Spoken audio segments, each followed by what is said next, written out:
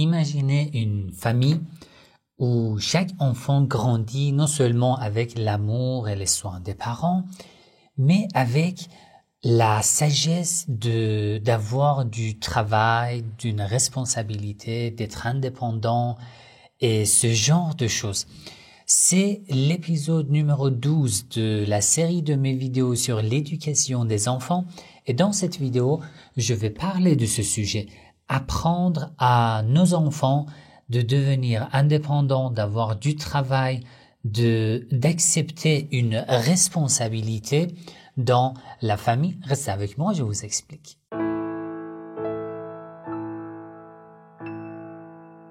Bismillah ar-Rahman ar-Rahim. Avant de commencer, si ce genre de contenu vous intéresse, n'oubliez pas de cliquer sur j'aime, de partager la vidéo, écrivez votre avis dans les commentaires. Si vous n'êtes pas encore abonné à ma chaîne, abonnez-vous et cliquez sur la cloche pour être informé dès que je publie une nouvelle vidéo. Vous savez que j'ai une playlist sur ma chaîne intitulée l'éducation des enfants en islam. Si vous n'avez pas visionné les épisodes précédents, je vous propose de ne pas rater en fait ces vidéos. J'ai commencé en fait à partir des bases de l'éducation des enfants d'après les enseignements de l'islam. Dans cette playlist, il vous suffit de visionner ma chaîne là où il y a des playlists et de trouver la playlist de l'éducation des enfants en islam. C'est l'épisode numéro 12 de la série de mes vidéos. Vous savez que j'ai parlé en fait de beaucoup de choses que les parents doivent savoir avant de décider d'avoir un enfant et après la naissance de leur bébé, qu'est-ce qu'ils doivent faire pendant l'enfance, pendant la jeunesse. Et il y a un autre sujet sur lequel il faut parler et vous devez avoir beaucoup d'informations, beaucoup de connaissances, c'est le fait d'éduquer son enfant d'une manière qu'il accepte une responsabilité. Il faut préparer son enfant à accepter la responsabilité. Aujourd'hui, il y a beaucoup de parents qui, en fait, dans certains pays, je vois, peut-être dans votre pays aussi c'est pareil, peut-être ce n'est pas comme ça. En tous les cas, il y a des parents qui préparent tout pour leurs enfants et qui répondent à tout, en fait, à tous les besoins de leurs enfants. S'ils ont besoin de quelque chose, ils payent, ils dépensent, ils préparent tout, ils font tout, ils ne permettent pas à leurs enfants de faire quelque chose, etc., etc. Ça, c'est comme un poison pour l'éducation de son enfant. Parce que dès que tu ouvres tes yeux, après quelques moments, tu verras que ton enfant a grandi et que petit à petit, il devient majeur. Il doit être prêt et capable de gérer une famille, de gérer sa relation avec une autre fille, avec son épouse, avec en fait une fille qui sera son épouse bientôt, mais il ne sait rien faire. Et il n'a pas assez de compétences, assez de en fait pouvoir, assez de connaissances pour faire cela. Parce que l'éducation pendant son enfance et sa jeunesse n'était pas suffisante ou n'était pas correcte. C'est très important. C'est pour ça que l'islam nous apprend et nous conseille d'apprendre dès l'enfance de notre enfant, d'accord? Dès qu'il est petit, il faut lui apprendre comment il doit accepter les responsabilités. D'abord dans la famille, dans sa relation avec les autres membres de la famille. Comment et pourquoi il doit accepter les responsabilités? Il faut lui confier des choses à faire, des tâches à faire pour qu'il apprenne comment il doit accepter et comment il doit respecter ses responsabilités et comment il doit les accomplir. Ça, c'est très important. Et pour son avenir aussi, il est très important. Lorsqu'il est petit, il est temps de lui apprendre petit à petit ce qu'il doit apprendre pendant la jeunesse lorsqu'il devient majeur.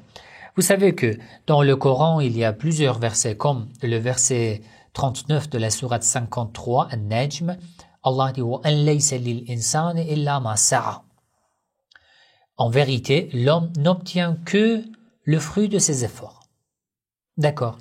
Tout ce que tu fais, tu vas récolter en fait, tu vas bénéficier, profiter de ces fruits. C'est le résultat de tes efforts. Donc pour l'éducation de ton enfant, si tu fais quelque chose, si tu fais assez d'efforts, tu auras le résultat. Et pour ton enfant aussi, tu dois lui apprendre que grâce à ses efforts, il obtient des choses. Grâce à ses efforts, il va gagner. Grâce à ses efforts, il aura beaucoup de progrès. En respectant ses responsabilités, il deviendra un homme, une femme gagnante dans l'avenir. Essaye d'éduquer ton enfant d'une manière que lorsqu'il devient majeur, lorsqu'il se marie, il ne devient pas comme les hommes musulmans que nous voyons aujourd'hui. Ils ne tiennent pas leurs responsabilités à l'égard de leurs femmes, à l'égard de leurs enfants. Pourquoi? Parce qu'il n'a pas été éduqué d'une bonne manière. Parce qu'il n'a pas appris à la maison, chez ses parents, qu'il doit respecter sa responsabilité. C'est très important. Si dans la famille, on n'apprend pas ce genre de choses, lorsque je me marie, je vais rendre une femme malheureuse, une famille malheureuse. Parce que je ne tiens pas ma responsabilité, je reçois beaucoup de messages. Et lors de mes rendez-vous, dans les rendez-vous que je donne pour la thérapie de couple en ligne sur le site de mon institut, les couples qui me parlent, parfois ils ont un tel problème que l'homme ou la femme ne tient pas sa responsabilité ou ses responsabilités. Ou ne connaît même pas toutes ses responsabilités vis-à-vis de sa femme, vis-à-vis de son mari. C'est où et quand il doit tout apprendre, il doit connaître ses responsabilités. Lorsqu'il est petit, lorsqu'il est jeune, chez ses parents. قال رسول الله صلى الله عليه وآله وسلم, le prophète Muhammad sallallahu alayhi wa sallam a dit d'après un hadith rapporté par Al-Kafi, volume 4, page 12, ملعون ملعون من ألقى كله على الناس ملعون ملعون من ضيع من يعول. Il est maudit celui qui confie ses tâches, ses propres tâches aux autres et demande aux autres de faire à sa place. Encore, il dit, il est maudit, man dayya'a man ya'ul. Et aussi, il est maudit celui qui ne tient pas sa responsabilité à l'égard de ceux dont il gère la vie, les membres de sa famille, son épouse, ses enfants. Il est maudit. Ne dis pas que je suis musulman si tu n'es pas comme ça. Ne dis pas que je suis pratiquant si tu ne tiens pas ta responsabilité à l'égard de ton mari ou à l'égard de ton épouse. Ne dis pas que je suis croyant, je suis un fidèle, un partisan des Ahlul Bayt alayhimus salam, si tu n'es pas ainsi, si tu ne connais même pas tes responsabilités. Il faut savoir, et d'après le prophète, il est maudit une telle personne. Ça veut dire loin de la miséricorde de Dieu. La même chose, les parents doivent savoir la même chose et les parents doivent apprendre la même chose, la même parole du prophète Muhammad sallallahu alayhi wa sallam à leurs enfants. Les enfants doivent savoir. Un autre hadith encore du prophète Muhammad sallallahu alayhi wa sallam, al-ibadatu, le livre Al-Kafi, volume 5, page 78. Al-ibadatu sab'una juz'an. L'adoration a 70 étapes, 70 parties. Afdaluha talabul halal. Donc la meilleure étape, talabul halal. Aller à la recherche des bienfaits de Dieu d'une manière halal. Ça veut dire faire du travail. Dans les rendez-vous de la thérapie de couple, par exemple, je demande à l'homme, qu'est-ce que tu fais? Je ne fais rien. Pourquoi tu ne fais rien? Ma femme travaille. Pourquoi tu ne fais rien? Je profite par exemple de ce que l'État me donne. Pourquoi tu ne fais pas de travail? Pour ceci, cela, énormément d'excuses. La meilleure adoration, talabul halal. Tu fais un travail halal, licite. La meilleure adoration. La prière est un acte d'adoration. Mais il dit la meilleure adoration, talabul halal. Je répète, encore et encore. Vous êtes sages. Vous êtes toutes et tous sages. Vous savez ce que je dis. Vous savez ce que dit le prophète Mohammed sallallahu alayhi wa sallam. Prenez ces hadiths et réfléchissez. Encore un autre hadith, Al-Kafi, volume 5, page 78, c'est la même page. L'imam al-Sadiq alayhi salam a dit un message à ses partisans, à ses adeptes. Aqra'u man laqitum min ashabikum as-salam. Passez mon salam à vos amis. Wa qulu lahum. Et dites-leur inna fulan ibn fulan, que moi, l'imam al-Sadiq alayhi salam, yuqra'ukum as-salam, vous passe le salam. Wa qulu lahum. Et dites-leur à tous mes partisans, à tous nos amoureux, alaykum bi taqwa Allah azza wa jal. Soyez toujours avec la piété. Soyez toujours pieux. Wa ma yunalu bihi ma 'inda Allah. Inni wallah ma amurukum illa bima na'muru bina anfusana. Je jure par Allah, je ne vous ordonne rien avant que je ne le fasse moi-même. Ça veut dire, avant de vous ordonner de faire quelque chose, à faire quelque chose, nous le faisons nous-mêmes. Nous ordonnons nous-mêmes à le faire. Lorsque je vous ordonne à faire quelque chose, sachez que je le fais avant vous. Je l'ai déjà fait et je le fais régulièrement. فَعَلَيْكُمْ بِالْجِدِّ وَالْإِجْتِهَادِ. Soyez toujours courageux, faites beaucoup d'efforts, avec beaucoup de persévérance. وَإِذَا صَلَّيْتُمُ الصُّبْحِ. Lorsque vous avez accompli la prière du matin, que c'est fini, وَانْصَرَفْتُمْ, et que vous avez terminé, فَبَكِّرُوا فِي طَلَبِ الرِّزْقِ وَاطْلُبُوا الْحَلَالِ. Dès le matin, cherchez le travail. Allez, commencez le travail. وَاطْلُبُوا الْحَلَالِ. Cherchez le bienfait halal, licite de Dieu. Un salaire licite, un travail licite.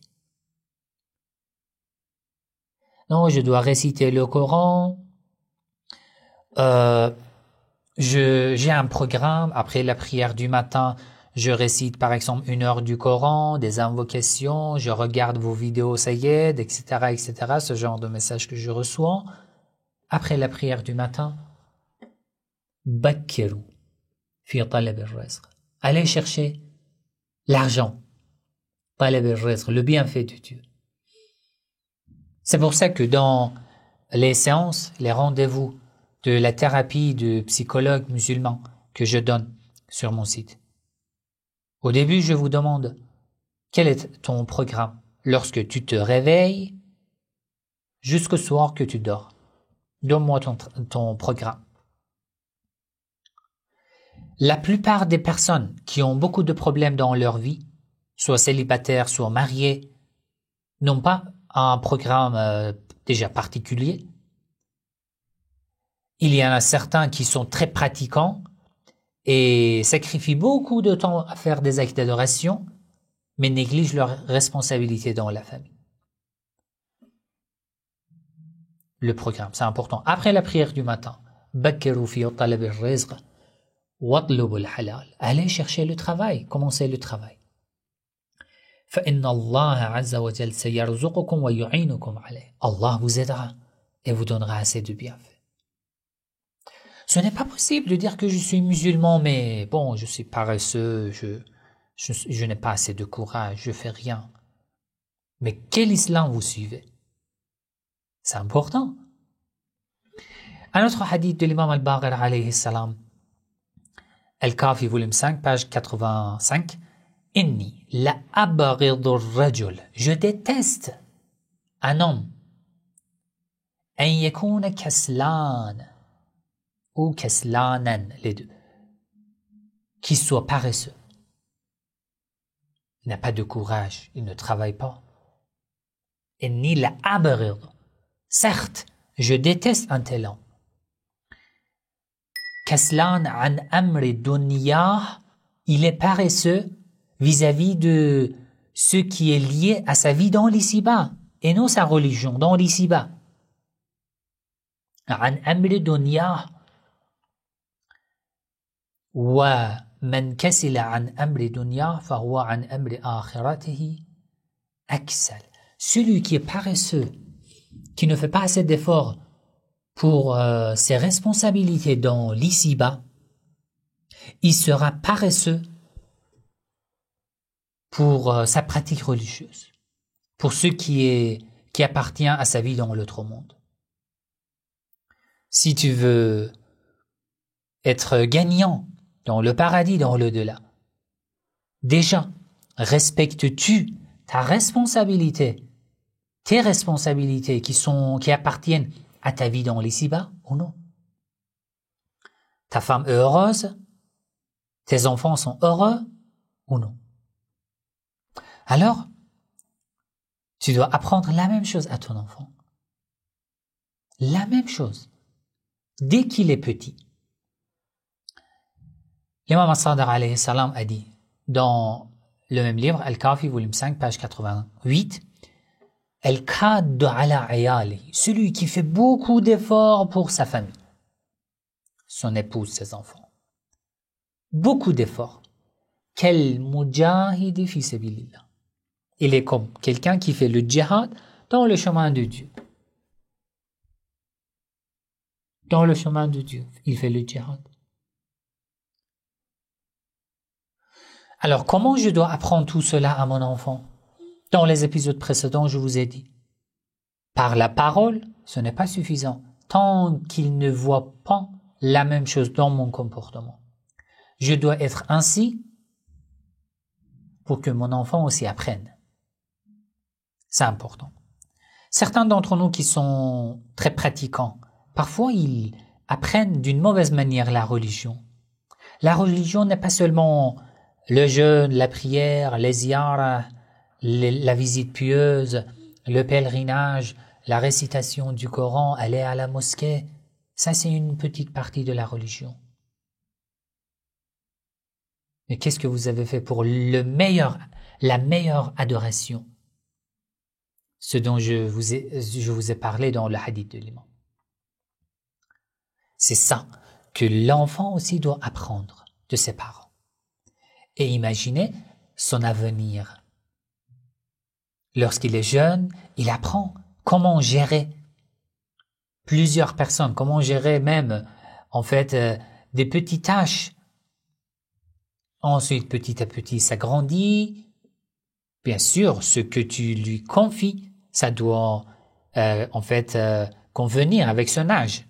On ne peut pas imposer beaucoup de travail à un petit enfant. D'accord? C'est très important. Donc, faisons attention déjà pour notre vie, ensuite pour l'éducation de nos enfants. Ce sont les messages du prophète Mohammed sallallahu alayhi wa sallam, des imams alayhi wa sallam, qui pourront changer notre vie, qui pourront résoudre beaucoup de problèmes dans nos relations conjugales, notre relation familiale avec nos enfants, avec nos parents. Il faut juste suivre les paroles et les enseignements de l'islam. Ça va régler beaucoup de problèmes. D'accord? J'espère que ces messages, ces hadiths seront utiles, Inch'Allah, pour vous, pour votre vie. Et j'attends voir votre avis dans les commentaires, ce que vous en pensez, si vous avez eu une telle expérience de manière positive ou négative. Écrivez dans les commentaires, je vais lire vos commentaires et je vais les partager avec les autres. Et si c'est une question, je vais vous répondre, Inch'Allah. Wassalamu alaikum wa rahmatullahi wa barakatuh.